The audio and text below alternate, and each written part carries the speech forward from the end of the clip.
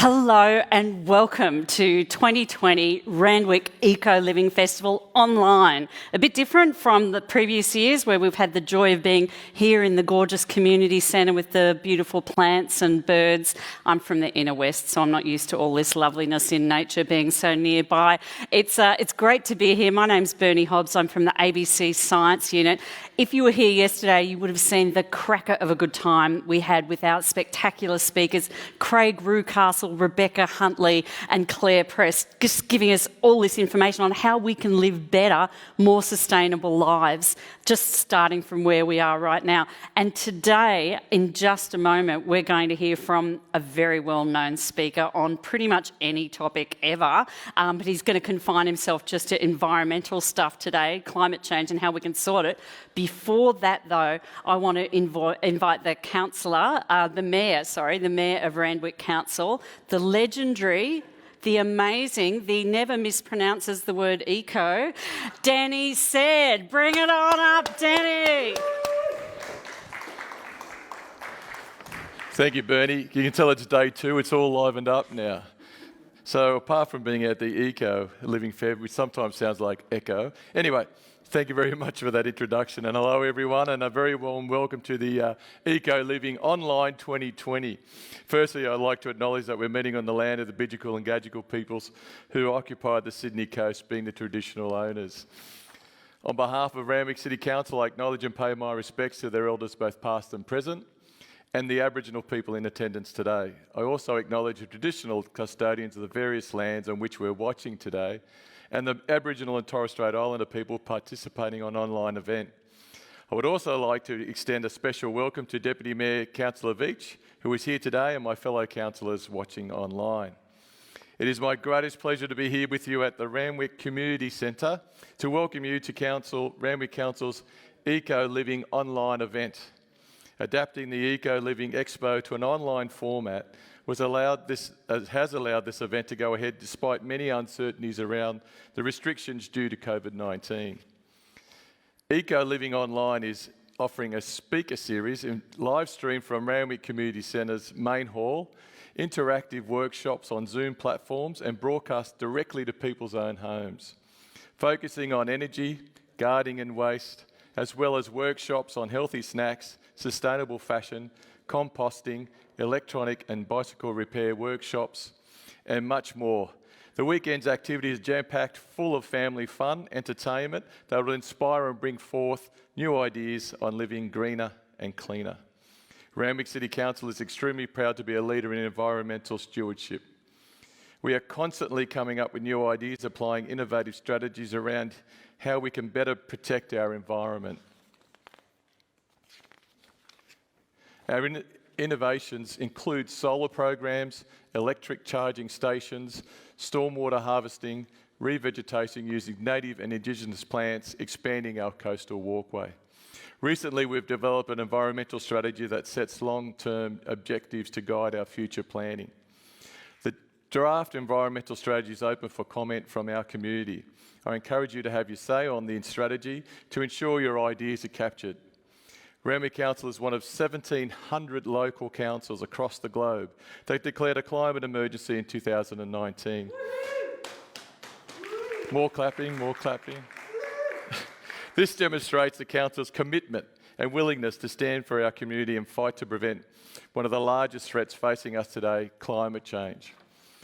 As these small activities show that it's not one singular solution to sustainability, but together we can find small ways to make a difference. As Australians, we are passionate about enjoying the best of nature and our great outdoors lifestyle. And it is our wish that our children and our children's children will be able to enjoy this as well. Our children are benefiting from what we've learned in the past. They are active recyclers, supporters of renewable power alternatives, and champions of sustainable waste. I hope everyone taking part in the weekend festival can take something away about how to live sustainably and how to reduce your ecological footprint and how to tread more lightly on the earth. Remember that even the smallest lifestyle changes can make a big difference, and thank you all for supporting this wonderful initiative. Thank you, Bernie. That's a lot of applause. You'd think Danny just noticed a drop in rates in the coming financial year, but no, it's because of all the fantastic work that Council's doing towards a more renewable future. And you did mention a lot of the workshops and talks that have been about actions that we can take, but our next talk, given by none other than Dr. Karl is about getting to net zero emissions. And this is the big picture. This is where we know we have to get to, and very bloody quickly if we want to avoid the worst of climate change. So normally, our speakers speak for about 40, 45 minutes, and then we've got time for a discussion up here where I can hit them with your questions. I do want you to send your questions through to Dr. Karl in the live chat feature that you've got. But unfortunately, Dr. Karl was just saying he learned so much new stuff that he didn't know, that his talk has gone from 40 to a fat 60 minutes. So there's no time for questions right now, but Dr. Karl will be taking part in the Eco Challenge Celebrity Quiz coming up just at 2 o'clock. So I'll give you details on how to sign up for that, and you can shoot some questions and compete against him then. But I will waste no further time because I've already cut 2 minutes out of his fat 60. So, Dr. Karl, come on down. Hello, Getting Dr. to Bernie. zero net emissions. What next? Over to you. Hi there. I'll just wave happily at a safe 1.5 distance. Yep, good, thanks, And I'll Karl. continue having a coffee cup with water in it, because why waste that extra little bit of coffee goodness? Okay, so this is some footage I shot down in Antarctica, which is irrelevant to the show. What is relevant is global warming. The topic for today, and there will be an exam, and I'm expecting you get 85%. The topic for today is how to get to zero emissions by next Tuesday. So this is a fairly big topic, and you're going to have to study a bit and pay attention, but you're already pretty good at paying attention. My daughter can recognise every single player in the Sydney Swans by their arm muscles alone. And that person, of course, is Brady Franklin. You don't need the full picture. And in other sports, like in football, everybody knows that that's Lionel Messi, without the big picture. And here, of course, who is it but Serena Williams? By the arm muscles alone, you can pick her. So, if you can spend that amount of intellectual time and effort on sport, you can spend it on the future of you and your children. We're going to do this in 5 parts because I've got 5 fingers and I can remember 5 things. We'll be going through the history of climate change, and let's just start with that as our very first point. Yes, history of climate change and the cover-up. So just to give you an overview before we dive into the first of 5 points, they started thinking, the scientists, about global warming of the Earth's atmosphere around 1824. They then proved that carbon dioxide was absorbed and retained heat around 1856. And predicted the consequences. A little bit later in this century, we saw the link between carbon dioxide and temperature in 1938. In 1973, Munich Re, the world's largest reinsurance company, saw global warming in 1973 and started charging more for it. In the 1970s, now here's something really weird. The fossil fuel companies funded and were on board with climate change research. But around 1990, they started denying the fact of fossil fuels causing climate change, whereas at the same year, the climatologists said it was real, and here we are in 2020. So the history goes way back to 1824, when Joseph Fourier was thinking about why is the Earth the temperature that it is? And he wrote this paper called General Remarks on the Temperature of Terrestrial Bodies. And he said, this is a really big problem. And he thought about it and he said, okay, so we've got to factor in that there's some heat coming from the sun and that there's some heat coming from the blackness of space. There is some heat coming from that. And there's some heat coming from the centre of the Earth. And there's a few other things. And he said, well, I reckon, he said that the atmosphere has got something to do with all of this. And if we had no atmosphere, it'd be a lot colder. But he did not identify the gases. He did not do any experiment at all. He also said, well, I'm not doing an experiment because this other guy, Professor Poulet, who'll be making a report soon and talking about the work of his experimental stuff, and he says that in his paper, he'll be doing some stuff, and he says he'll be doing it soon. What do you mean by soon? Well, he said this in 1824. Well, by soon we mean 1838, 14 years later. It took a little while. Now, this guy Poulet, he was really smart. He worked in all sorts of different fields. He even built his own galvanometer. Now, you just think about it. Suppose it's in the mid-1800s, and they say, look, Michael, I'd like you to measure some electrical current, use any tools known to Western society. And that's what he built. Oh my God, I got no idea what he did. He was the first person to measure how much heat the sun throws into space and how much is being thrown to us here on Earth per square metre. And he got it right to within 1%. He built this thing here, which I can barely pronounce, a pyroheliometer. And PYR means heat, pyrotechnics. Helio is sun, to measure. So it's a machine to measure the heat of the sun, which he got right to within 1%. And he reckoned that the Earth, from what he thought, got extra heat from the atmospheric gases, but again, he didn't do the experiment. The first person to do the experiment, she came some years later. This wonderful woman, I love her to pieces. Eunice Foote. She was an inventor, a scientist, and one of the first suffragettes. And in the first suffragette convention in the USA, she was so behind the movement and so powerful that you can see her name there in the left-hand column, fifth from the top. Eunice Newton Foote. Had a nice taste in dogs too. And her experiment was published. And here it is called Circumstances Affecting the Heat of the Sun's Ray. And she did this in 1856. And she got glass cylinders about sort of yo big and so round and filled them with different gases and shoved thermometers inside. And she got some results and she wrote down the results. And here are the results. Air heated up a little bit. Carbon dioxide heated up a huge amount, 125 degrees Fahrenheit. Sorry about the weird numbers. And then she said, of course, this carbonic acid gas, that's carbon dioxide, has got the greatest effect. And then she made a chilling prediction. At the top she says carbonic acid, and at the bottom she says an atmosphere of that gas would give to our Earth a high temperature. She made that prediction over a century and a half ago. The next person was John Tyndall, who was brilliant at building machines. No idea how he did it. He was really smart. They're all really smart. Note on a transmission of radiant heat through gaseous bodies. And so if somebody says, look, I'll give you $1 million, you've got a year, work out how to build it using 18th century technology, 19th century technology, I'd have no idea. So he came up with this thing. So he's got the gas in the tube, and he's got a source of heat, which is just a burner, and then the heat's coming out over here. So there's heat coming through, and it's influenced by the gas, but how do you measure how much heat is going through? This is the brilliance of the person. He then had a calibrated heat source over there, which then gave out a calibrated or known amount of heat. So there you got your calibrated heat versus the heat coming out through the gas. And in between, you got this little machine. Oh, yeah. And that little machine there, which has got different heats coming in from each end, has got some wires coming out of it. I don't know what he did with the wires, but he was able to make measurements, and he worked out that carbonic acid, carbon dioxide, would trap 1,000 times as much heat as ordinary air. So now they'd nailed this gas, carbon dioxide. And he said, way back then, over a century and a half ago, he said, so the atmosphere admits the entrance of the solar heat, but checks or stops its exit, so the heat comes in and it can't come out. And the result is a tendency to accumulate heat at the surface of the planet. 1859.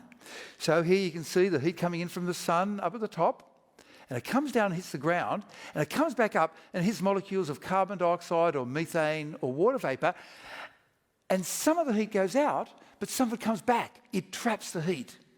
But where did the carbon dioxide come from? Well, that was up to Arvid Högberg again. He was a Swedish person, and he came up with the beginnings of what happens in a so-called carbon cycle. So over on the left, you got the oceans. Over on the right, you got the land, so the carbon is going in and out. And then down at the bottom there, you got human activity. And nowadays, of course, we've made it much more fancy. But before, then we have another person coming in, Arrhenius. And so he's in the late 1800s, and he estimated how much heating or cooling you'd get due to increasing or decreasing the carbon dioxide. This guy was a child prodigy who taught himself to read and count at the age of 3. Won a Nobel Prize in Chemistry in 1903, but in 1895, he did the calculations to work out what degree of carbon dioxide in the atmosphere would cause what degree of change in temperature. And after he did it, he said, it was unbelievable to me that so trifling a matter would cost me a full year. He spent 6 days a week, 10 hours a day, doing something between 10,000 and 100,000 calculations by hand, no calculator, checking everything and getting it right. And how do we know he got it right? Because he said any doubling of the percentage of carbon dioxide in the air would raise the temperature of the Earth's surface by around 4 centigrade degrees. And that's pretty damn close to what we estimate today. However, he was very wrong when he said that it would take 30,000 years to get a 50% increase in carbon dioxide in the atmosphere. It only took us 2/3 of a century to get a 30% increase. Then we roll into the 20th century. And this guy Callender, he wrote a whole bunch of papers on carbon dioxide. And in 1938, he collected half a century's worth of temperature readings over the planet and carbon dioxide readings, such as you could get them at the time. And he showed that there was a link between the carbon dioxide and the temperature rising. And he said, we've got to start a research program. We have to start a research program. And Keeling did it. Charles Keeling, in 1958, on Mauna Loa in Hawaii, 3 kilometres above sea level, he set up the world's first dedicated long-term carbon dioxide measuring station, and it's running today. By 1960, within 2 years, he could see that there was a strong variation in carbon dioxide with the seasons, as the plants breathed in the carbon dioxide more to grow, or in autumn when they dump. He saw that. And a year later, in 1961, he could see that there was a bit of a rise. Now, you have a look over there, and you're looking at the years. What do you got there? You got 58, 59, 60 and 61. See that blue line? That blue line, he reckons, it's going up after 3 years. Guess what? He was right. We've had that rise going up, and so we've ended it going from 317 parts per million in the atmosphere when he started measuring, up to, as of last Friday, 411.17 parts per million. That is a 30% increase in less than 2/3 of a century. But let's look at the long scale, just to put things into perspective. We'll do a little bit of a detour here. Looking at the long scale over the last 800,000 years, this is what's happening. Now, over on the left, you can see these arrows, and they're ranging between about 175 and 300 parts per million. And you can see we're in ice ages.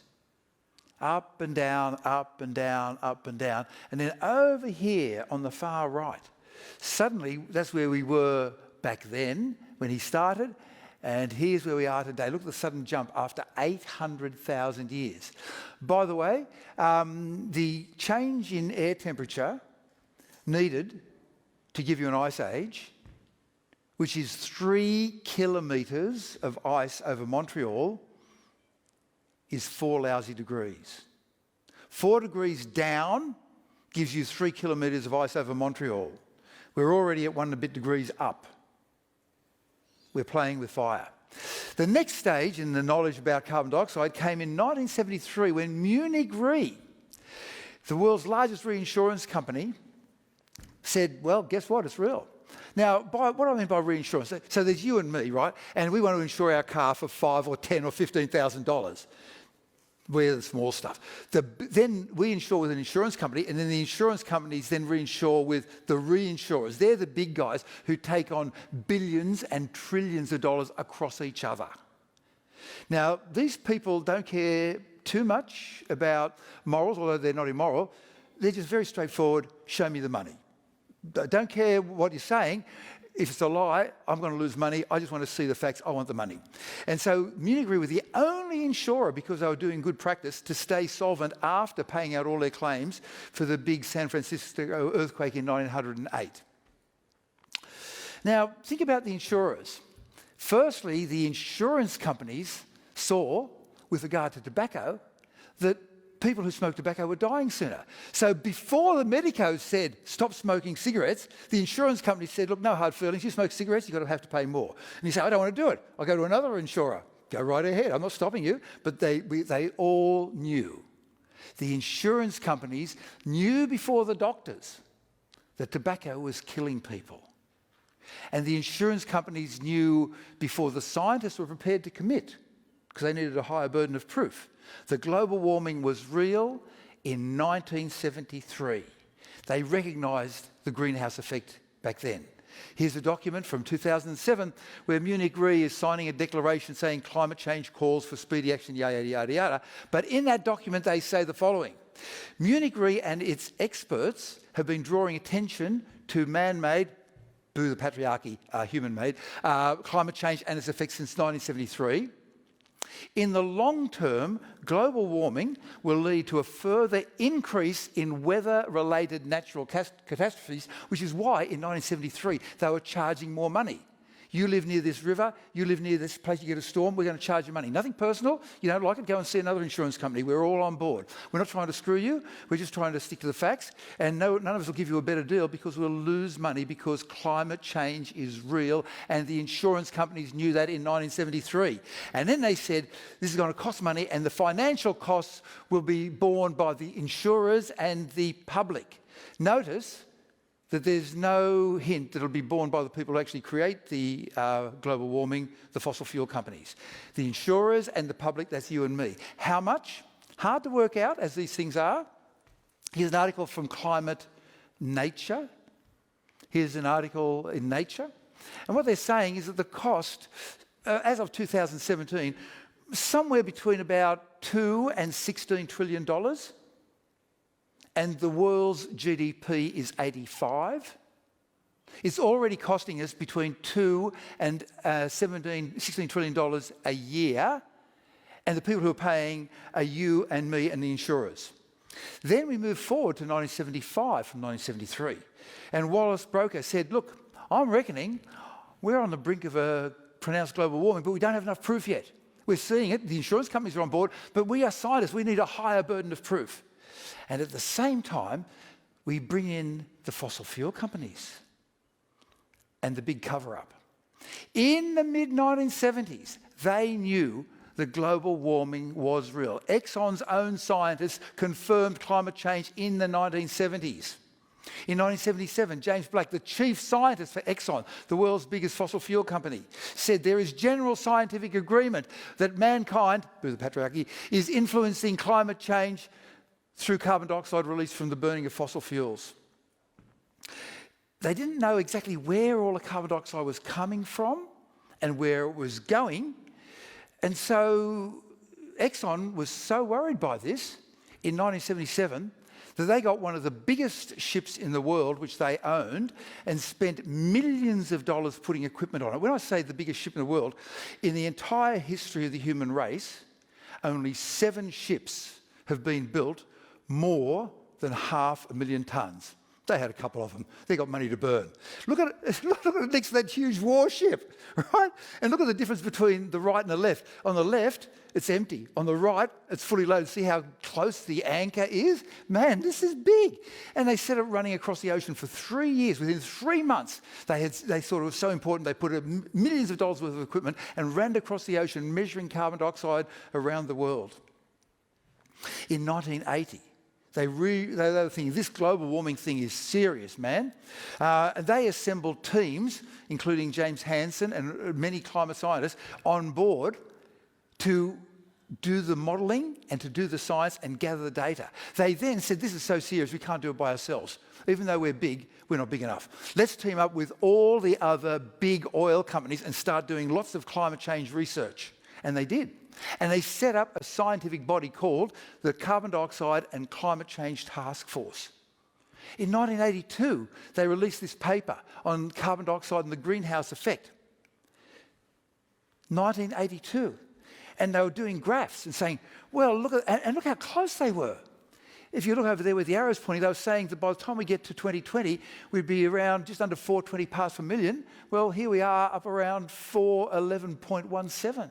And the temperature around 1 degree. Man, they were that good back in 1982. They got this right. How? Because they did massive mathematics and getting all the data and looking at the carbon dioxide production and coal burning and oil burning through all of the years. And then they even put in scatter. They're saying it'll be this plus or minus that. They went hugely into it. And in fact, in the 1980s, Exxon decided not to develop possibly the largest gas field ever in the history of the human race, the Natuna gas field up near Indonesia and Malaysia. Why did they decide to not develop it? Because the gas, the natural gas, fossil gas, methane, was only 30% methane. It was 70% carbon dioxide. And it would have been, by itself, 1% of the entire human race's production of carbon dioxide, and it would have been the largest single point source of carbon dioxide on the planet in the history of the planet. They're a really good corporate citizen. They were right on board. And then, around 1989, 1990, everything changed. The Carbon Dioxide and Climate Task Force which was a proper scientific body, turned into a lobby group called the Global Climate Coalition to stop worldwide government efforts to reduce burning of fossil fuels. They did a 180-degree turnaround. Not too sure why. We don't have the documents. I'm guessing that it was this. The fossil fuel companies got together among themselves and said, look, either we can stay as fossil fuel companies and do BAU, business as usual, and if we, sort of scatter a bit of money here and there among the world governments, we can just keep on doing business as usual forever. Or we can become energy companies. We can do the right thing and become energy companies, move away from fossil fuels, become energy companies. But it's unknown territory and some of us might fall over. We don't know. We don't know. All we know is that they changed around 1990. 15 years later, the Royal Society, now Nature is the most prestigious science journal in the whole world, they wrote this paper, and Nature, and the Royal Society, that is the most prestigious scientific society in the whole world. Isaac Newton was a member. Albert Einstein was a member. Faraday was a member. Oh my God, you can't get higher. And they wrote a letter to Exxon 15 years later saying, you ratbags, why are you telling lies? Inaccurate and misleading. Why are you now making inaccurate and misleading statements? Check them out over a 20-year span. Back in 1978, there's general scientific agreement. 1997, the science is inconclusive. We've got 10 years to go. Look, don't worry about a thing. There is unanimous agreement. Well, look, there's a lot of uncertainty in this whole science thing. The government has been got at. No, look, we're just doing sound business practice. And not only did they do it themselves, they then started chucking lots of money to set up a very well-funded denialist campaign to the tune of at least $115 million a year. And one of the organisations they give money to is the Australian Petroleum Production and Exploration Association, who have been a little bit, how would we put it delicately, loose with the data on global warming. Let's put it delicately. But this is costing us money. Well, if you want to talk about money, look, you talk to the insurance companies, talk to the International Monetary Fund. Don't talk to some drug-crazy hippies or lefties. Talk to the Monetary Fund, the International Monetary Fund. And here's the International Monetary Fund, and they've done a paper about the energy subsidy reform. What? We've got to reform what we're doing with energy subsidies. Energy is the fossil fuel companies. Subsidies is basically free money. And I was saying that we're giving free money around the world, the governments of the world, to big fossil fuel. How much? $1.9 trillion each year, back then, which is 2.5% of the global domestic at the Earth, amount of heat equal to 164 million Hiroshima bombs. And each day, 164 million Hiroshima bombs would go back into space. Heat would come in, heat would go out. But we've had different gases in the atmosphere for millions and billions of years, and these have affected the temperature over the times. The current gases have given us a nice comfy 15 degrees C on average-ish, but the extra added carbon dioxide has lifted it by a whole degree by trapping the sun's heat. So the heat from the sun comes down and remember they were talking about this a century and a half ago, now we've got the exact numbers, the heat from the sun comes down and it goes back up into space, but it's a different heat. It's at a lower temperature. It's coming down at 5,500 degrees. It's coming up at 15 degrees. It hits a molecule of carbon dioxide or methane or water in the atmosphere, which then vibrates like crazy.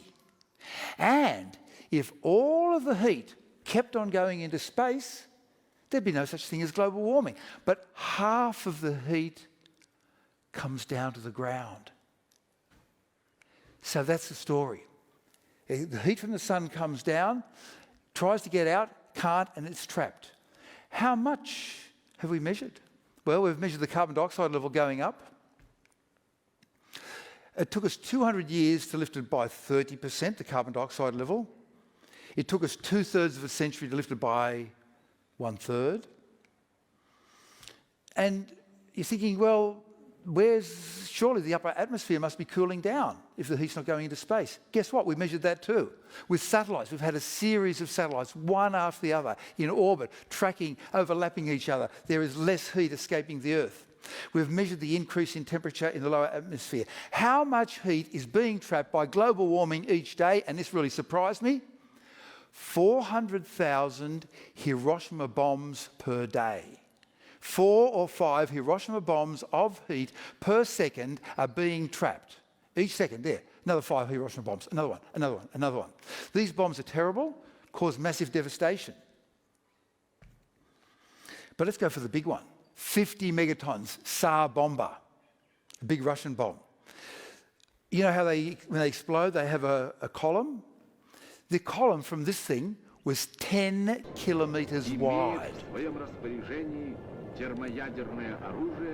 Nice Russian voice there. 10 kilometers wide. That's Randwick to the town hall. And the mushroom was 7 or 8 times higher than Mount Everest, 7 or 8 times higher than airplanes can fly, 2/3 of the way to space. It was 90 kilometres wide, the top of the mushroom. That's from Wollongong to Randwick to Palm Beach, and it was visible 800 kilometres away. So if you're in Melbourne, you could see it in Sydney. And it was huge. I mean, imagine being able to see something 800 kilometres away.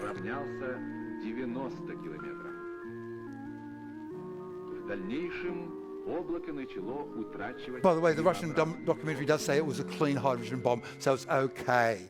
And the zone of total destruction was 70 kilometres across. That's Randwick to Wollongong, everything destroyed. And how much global warming is that equal to? 12.5 minutes. That's all. And we've been doing it for ages. Now think about this guy, the big dinosaur buster. Well, that came in, and it had the force of 300 million Hiroshimas. Now, over here, it landed in the Gulf of Mexico, and I'll just take you through this so you can get ready for how the Earth moved like water and punched a hole in seconds 3 times the height of Everest. So over here, you've got the asteroid, and then going down, you've got 10 kilometres, 20, 30, 40 kilometres. Now, what happens? In the first minute, you see the seconds ticking away there as it hits. Whoa! 25 kilometre deep hole. And we're now at 1.5 minutes. 2 minutes. 3 minutes. Whoa, 4 minutes. My God. That thing was big when it hit. It wiped out the dinosaurs. It threw 50 metres of dirt in Texas and a few centimetres of dirt in Australia. And yet, that's equivalent to 21 years of global warming heat, the dinosaur buster rock. We have put in the last 21 years the amount of energy that came in that rock. But the good side is that most of it went into the oceans, 93%. Okay, we never had coral bleaching before 1960. We've now had 3 in the last 5 years, so the oceans are dying. But at least if it hadn't gone, if that energy had stayed in the air temperature today, instead of being 20 degrees C, would be 60 degrees C, and we'd all be dead. That's global warming.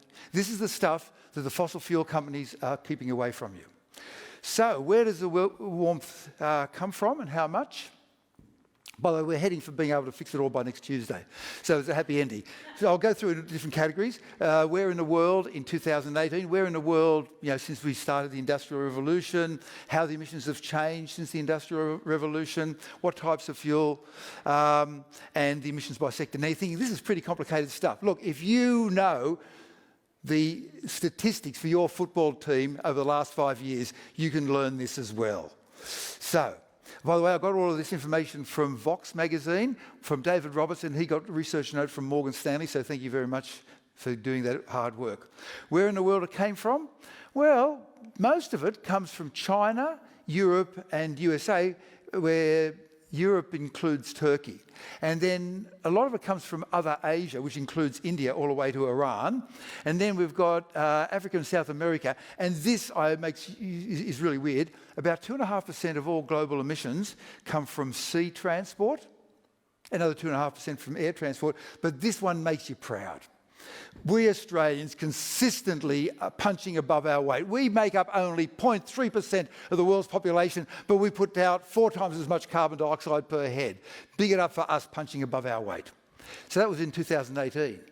But going back over time, where in the world? Well, the total amount of carbon dioxide we've pumped into the atmosphere is around 1,600 billion tonnes. There is a happy ending. The figures are a little bit weak here because we don't include international travel or the embedded carbon dioxide when a good is made here and then shifted to another country. So we're a few percent out. But basically, 30% from North America, which is Mexico to Canada, 30% from China, India and other Asia, 30% from Europe, which includes Turkey, and then about 7% from everybody else. It's close enough.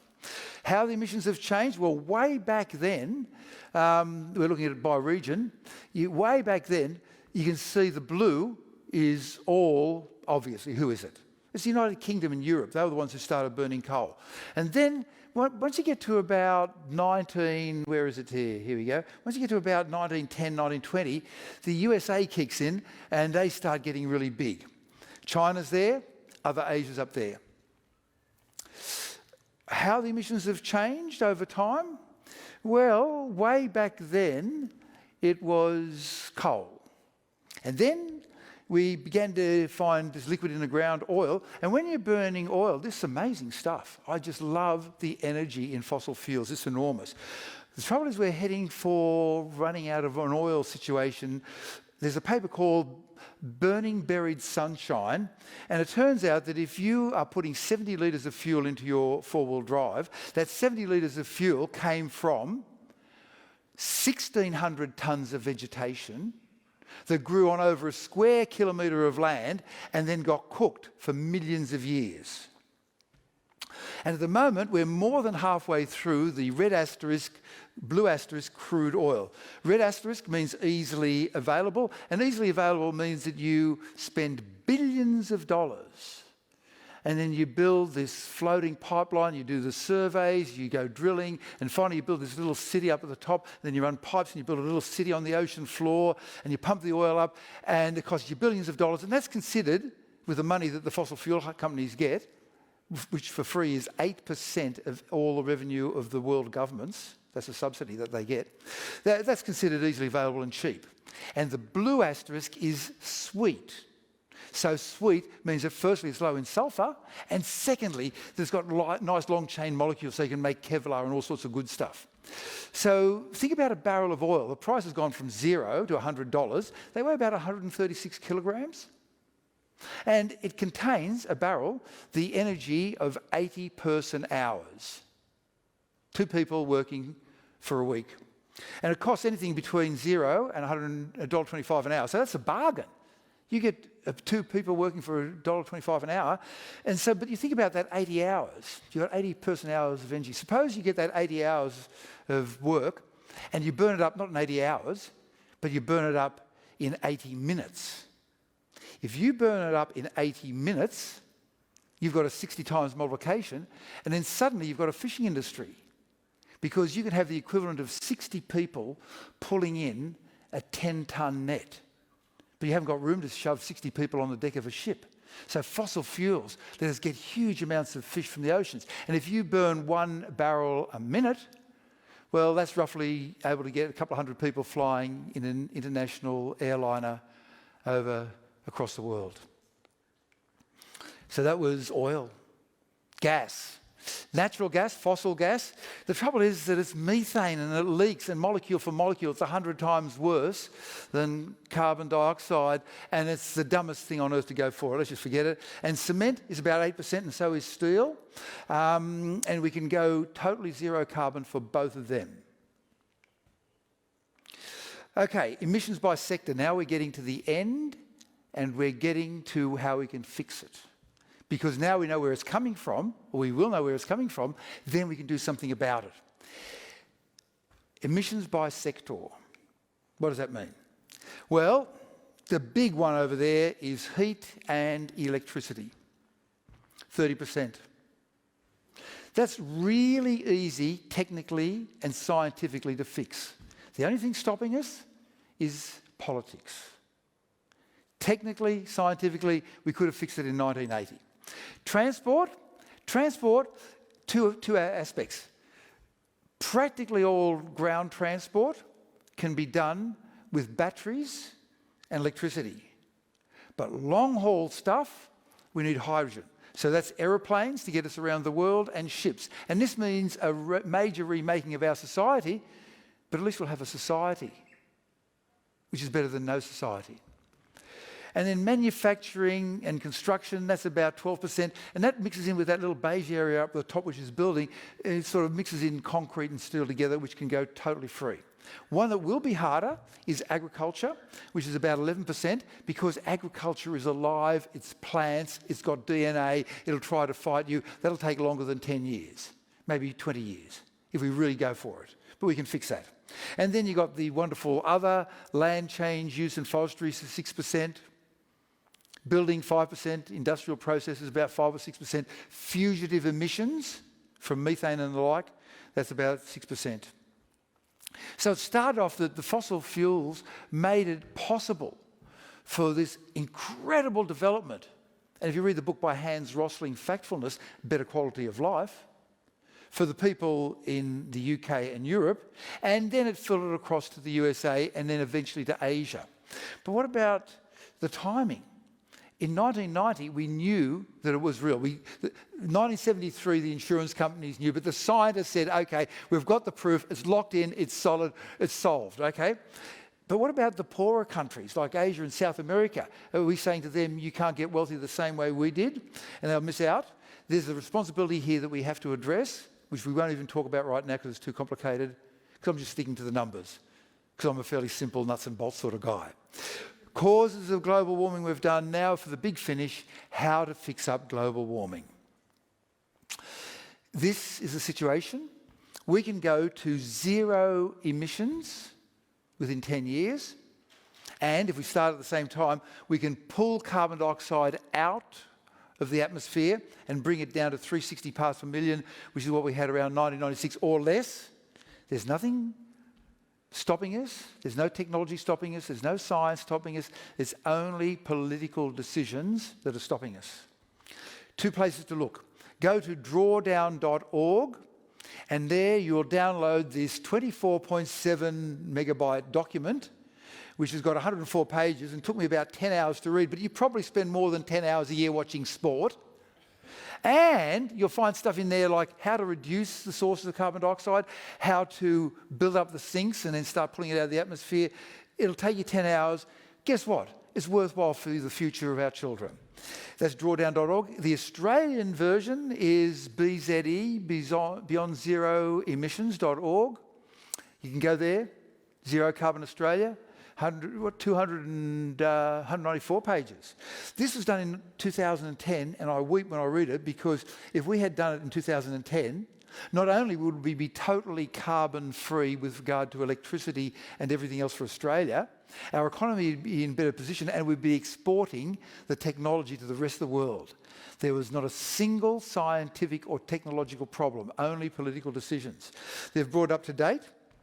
And so they've got all these other things here, the Million Jobs Plan, diversifying the hunter, and they go into great depth. Analysing. So how do we fix it by next Tuesday? Well, probably Tuesday, the first Tuesday of the next decade. Yes, okay, you left that bit out. So we could do it by the first Tuesday of the next decade if we just go down this pathway that people have been working out, and the air will be cleaner and fuel will be cheaper. Western Australia, Collie. Northern Territory, you can recognise the red dirt. By the way, handy little bit of advice here, the red outback is red because of rust. It's iron oxide. Renewable energy, buildings, all that sort of stuff. We can fix it up. We can go to zero emissions. We can remove the carbon dioxide, drawdown.org, bze.com. And I'll finish off with one message of hope. There are many. Well, okay, firstly, you are the smartest generation ever, the Flynn effect. Secondly, we're living in the most peaceful time ever in the history of the human race. Thirdly, we can reduce it. But here's something that is not general knowledge and which you would not realise by the media, which is that the percentage of denialists in the population are 10% in Australia, 10% in the USA and 7% in Australia. But there's a lot of noise finding the disinformation campaign. And Bernie, I think we have time for some questions. And thank you very much. And ready for questions. Woohoo! Thank you. And one last thing. Remember, you know your sport. You can recognise those people by their leg muscles and arm muscles. If you can do that, you can learn about global warming and you can fix it for the future. Perfect. Please take a seat, Dr. Karl. Keep that applause going. Don't get too close. You. Okay. No, you're taking that seat. Okay, but I want my cup of coffee. Here you go. It's down to about dilution 3 parts per million. Yeah, Is that it's my almost chair? homeopathic now. That's your chair. Oh my God, the thing is that if this is homeopathic and it gets stronger, the more I have it, that means if I drink pure water, I'll die from an overdose of caffeine. Okay, Karl, Okay. that's another talk for another day. Fine. Okay, we'll leave that alone. Okay. Now, just relax and have a breath for a moment and a sip of water, because Homeopathic coffee, thank you. You are, as you said, just a simple nuts and bolts numbers kind of guy. Thank you so much for taking us on that full journey. It was not the journey I was expecting, but you delivered us in the end. And I love the full picture of where we ended up, taking us from where the heat's coming from, how it's become the problem it has. And we have got some questions that have come through already. This Do we first give them question, a prize of a luxury German car, a block of flats in Tasmania, for being the first? have you got that there to give? Oh, I thought it was in the contract. Yeah, the, right. the mayor of Randwick, yeah, he said, Yeah. yeah, that's fine, yep. Okay, please apply to the mayor, they'll give you that. Is that kind of shaking that he's doing normal? Is that kind of... He's hiding. Yeah. Okay, and the first question. Okay, comment. first question. So, Dr. Karl, with all of that early knowledge about global warming and carbonic acid from 1824, and we didn't do anything about it then, should we wonder whether we'll ever do anything to reduce climate change? And we don't have a name, I'm sorry for that person's question. Yes, run for politics or support somebody who will run for politics if you don't have the nerve for it. And that's where the power is. Yes, we can do something about it. We have to do something about it.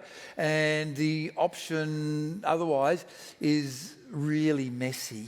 Like this year in March, we had the worst ever bleaching of the coral reef, and not only worst in depth, but also in extent from top to bottom. Barely made the papers. So we have to do something. We can do something. We can do something. I will stare at you down the barrel of the lens. Yes, human, we can do it. Okay. Yes, we can. And that brings us to another question. Scott Morrison says Australia's contribution of carbon dioxide is only about 1.3%, and we don't need to do as much as the big emitters. What response should we give to that? Should we have followed that with regard to the war in Iraq, Afghanistan, and against Hitler, saying we could provide only 1% of the world's population in terms of army, so we may as well just stay here and let you guys do all the fighting and we'll do nothing? Okay, well, there's one response that people can take on and say, Dr. Karl said. Now, Karl, if we can bring it to some more practical stuff, because that's, eco-living is all about things that we can do and actions that we can take. So I know that you at your house have made massive changes with getting solar power, and is that where we should be going? Because yes, obviously we need to get political change and we need to push for that with whatever power we have. But in terms of what we can do as individuals and as parts of groups, what are some things that we should be doing? The solar power is good. 2 Mondays ago, at 10:10 on the East Coast, for the first time in the history of Australia, more than 50% of our electricity was made by renewables. Woo! For a few minutes. Yep. For a few minutes. And that's not just the solar panels on your place. No. No. But solar panels made up 1/2 of that, slightly more than 50%. Yep. So we're heading down the right pathway. Yep. We just have to keep on doing it more. What we can do individually is awareness, and it's hard because life is different. When I was a kid, a human could provide for their family by working one job, and if you were white collar, you worked 40 hours a week. 36 and a half, and if you were blue collar, you worked 40 hours a week, and you could buy a house, a car, and a holiday, and run kids through school. And now people are working 2 or 3 jobs, and they can't do that. And as a result, they don't have the time to think. So maybe use this COVID time to learn and think, but it's really hard. I'm lucky. I live with my family. I know people who live in Melbourne by themselves without family, and they say, I haven't touched another human for 4 weeks. So be strong, but we can fix it. We have done worse before. So at one stage, women weren't allowed to vote. Women, if they got a job, if they got married, had to resign their job. My mother did as a teacher. Dad was a pensioner. Mum still had to resign as a teacher first time around. She had to resign just because they got married. That's right. She had to resign. Yeah. And we still have the inequality that women do not get the same wage. I know. I tried to start a movement at a graduation ceremony, and if you are a graduate of STEM, I want you to listen to this, because women, and the stats change, but women on average learn, I can't remember the percentage now, but earn maybe 5 or 10% less over their career span, and that's in STEM as well. So I was saying we should, women graduates should write to the government and say, I'm going to pay 10% less HECS because I'm never going to earn as much as the men. So, yeah. Oh, that's easy. All you have to do, wonderful idea. All you have to do is change your name from Bernie Hobbs to Giant Octopus Fossil Fuel Company. Right. And in that case, whatever you want, you get. That was a shocking statistic about the 8% of all government revenue globally going to welfare for fossil fuel companies. So that was from the International Monetary Fund. Yep. And 8% of all government revenue goes as a present, as a subsidy, as a tax welfare. rate. It's welfare a gift, to the poor tax companies. So to answer the question of what can we do individually, everything you can on the local level, but realise that you've got to go for the big scale at the same time. And if you say to somebody, hey, you should run for politics, and their reaction is, oh, that's so stupid, they're so crooked, you are making sure that a crooked person will stay in. That's the best thing that the politicians ever did, was to make it a laughable thing. I'd never run for politics. Maybe we should bring back the Greek idea where people get picked for being a politician by lottery, and if they do okay, they live, and if they don't, they get killed. No, that's too harsh. It's not even fair. A weenie bit harsh. I never said that. I never said that. A couple of quick other questions. Why are you so down on sports? No, I'm kidding. I love sport. Sport is part of the healthy mind and the healthy body. Yeah. And you have so many good ideas during sports, like when you're walking or swimming and your mind is somewhere else. And I'm not saying that sport exists only to make your mind better, but it's part of the package that is you to go through life as well as you can. I love sport. One other thing, Eunice Newton-Foot. Newton. That was her maiden name. Newton was her maiden name. Yeah. Like Isaac Newton. Yeah, but I don't know if she was related. No, I don't and think apparently, I don't know if this is true, but apparently Arrhenius, the chemist guy, is distantly related to Greta Thunberg. Just because I do not know they're if this Swedish. is true. I do not know if this is true, Yeah. but I have read it, and I have not been able to chase it down any further. If somebody could find out, can you please let us know on my We Twitter could feed? get Greta to spit in a vial and dig up some old specimens of Arrhenius. No? Oh, the DNA testing. It might be, yes, that would work. Maybe. Ish. Seems a bit extreme. Okay, so what can people do? Everything, because this is for them and for their children. And hopefully your children won't have to work more than 40 hours a week. Like, I've been reading science fiction since I was 12, and from when I was 12 to 32, I read one science fiction book every day, and universally it was that the robots or computing machines would bring us infinite leisure time. What went wrong? Yeah, no. How come we're working longer and earning less and don't have the time to do things and think? And what we do have is more shiny toys, but the important stuff, like health costs, education costs, and housing, have gone through the roof. What went wrong? FOMO, it's one of our driving things, unfortunately. FOMO, fear of missing out. Oh, wow, I must be so hip now. I've got that. Yeah, right on. You're woke, Brew. Yeah. Now, let's give it up again for Dr. Karl and that huge, enormous Karl-sized brain dump that was, I don't know how many Hiroshima bombs worth of mindfulness. If you want to put your head up against Dr. Karl's and some other leading experts, including the extremely brilliant Professor Leslie Hughes, from whom Dr. Karl pinched one of the ideas for his talk just now. Quite open about that. Let me say that. I went to a talk by Professor Leslie Hughes, and a lot of my intro about the history was plagiarised from her.